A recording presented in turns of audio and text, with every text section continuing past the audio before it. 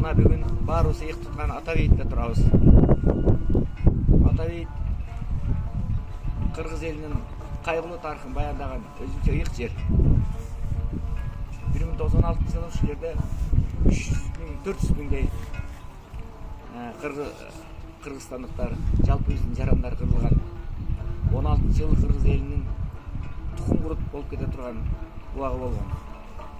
Канчалаган адамдар Кытайга чейин качып барып, аяктан жолдон өлүшүп,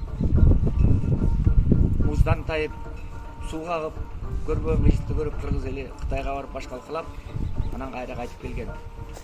Улуу октябрь революциясынын негизинен мына жолдон жүздөгөн адамдар кырылган. 37 жылы репрессия убагында Сталиндин заманында дагы канча миңдеген кыргыздар кырылган. Мына ошолордун баардыгын чагылдырган мына ошол ата бейитте эстелик. Мына ошол репрессия кабылган аталарыбыз дагы мына ушул жерде жатат. Ошонун ичинде канчалаган биздин улуу кыргыздын патриот уулдары бар. Ушу Айтматов Төрөкул баштаган башкалар баардыгы ушул жерде жатышат. Ошон үчүн мына Чыңгыз Төрөкулович Айтматов улуу жазуучу ушул жерде ата бейитте аталганда, анан ар жыл сайын ушул жерге барып курматтап турабыз. Ошол улуу аталарыбыздын патриот инсандардын аркасы менен мына кыргыз мамлекети болуп түзүлдүк. Ошон үчүн ар бир кыргыз баш ийип Куран окутуп туруу биздин парыз. Ошолор курган заманды биз дагы ары алып кетишибиз керек. Ошондой репрессиялар, ошондой кыргындар болбош керек.